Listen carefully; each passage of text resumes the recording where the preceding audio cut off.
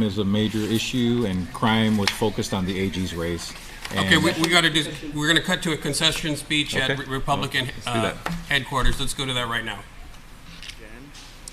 Also, Congressman Mike Sinicolas and his running mate Sabrina Salas-Matanani, the Republican, Democrat, and independent voters who united with us for a new season.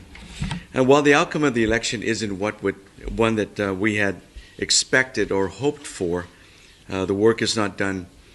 We believe that this movement began with this campaign must continue, and we encourage the people of Guam to continue to take a stand against corruption, against greed, intimidation, and because we believe that change it all begins with us, and we can make the change together. So it's been a very interesting campaign for us all, and just so very, very happy about all the people that we had met from the many walks of life. I'd have to say that I'm at peace with my life right now, and whatever the situation and the outcome. So there's a lot of work ahead for this administration and all that they have created. And I think all the issues that we saw forthcoming and the challenges that and the changes that would have to happen now fall on their lap. And I wish them well.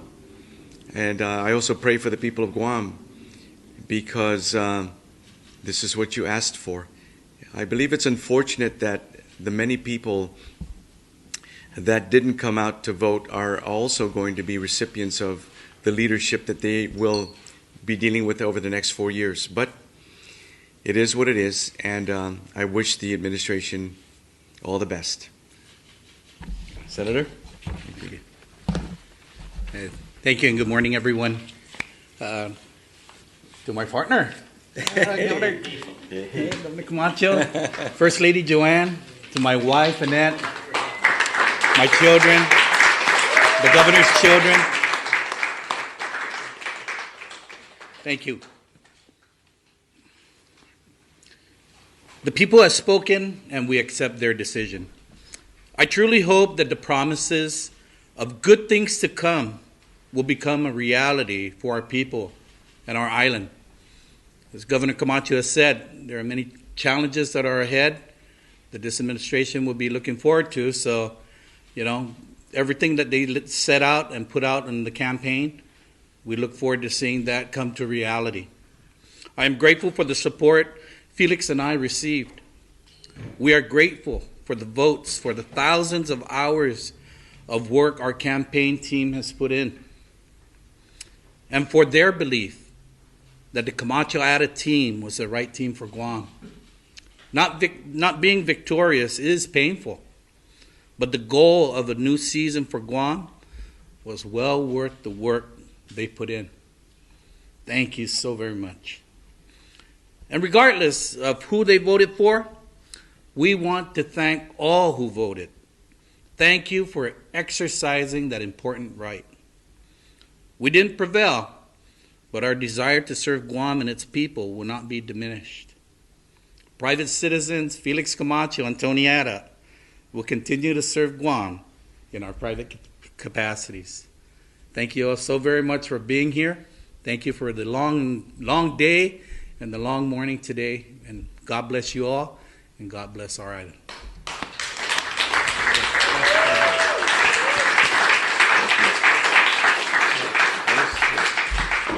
On behalf of the Republican Party, I really want to thank Governor Felix Camacho and Tony Ada for revitalizing the party, to bring this new young blood into our system, to show unity by bringing, the Frank Ogden family, the Mike St. Nicholas family, all together and united in a common will. This is the way that the Grand Old Party, the Big Ten Party, the Republican Party is here. And rifts that had been gone through generations have been healed. The party's united. We're moving forward. You have given us the first victory since 1993 of a congressional member in Jimmy Moylan. That is an amazing and incredible task that could not have happened if it wasn't for your run and your support for everybody and our senators that ran with us. And With that, I would like to give the word to our minority leader to come here and tell us his thoughts. Chris Dueñas.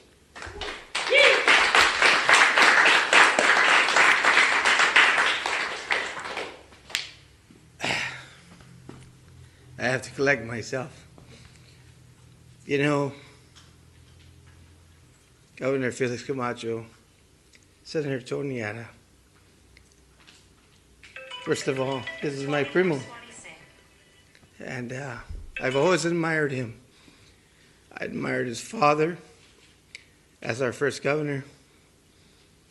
And I've admired the leadership that Tony Ada has exuded throughout his career as a senator. Honorable people. Honorable people. I am so glad that we have a congressman in Jim Moylan. And I know that Felix Camacho and all of us understand the value of those and the depth of that leadership that the family and all of the Republicans have exuded throughout. This morning is tough, and I can tell that most of you know that I'm speaking from an emotional perspective because I believe in these people. But to the people of Guam, I want to tell you, I believe in you. And this Republican minority will continue to believe in you. And we will continue to challenge anyone who will put themselves above you. We will continue to do the work of the people because that's what we're here for.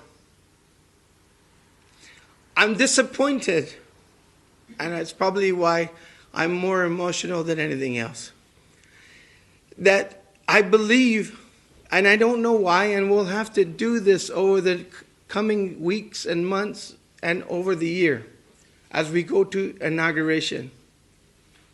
Why more people didn't come out? Because we want you to express yourself. We respect you. We don't know why. Whether it was fear, whether it was apathy, whether it was whatever else it is. But you know what? When I look at my primo, Governor Felix Camacho, when I look at this gentleman, Tony Ada, who I have been so honored to serve with,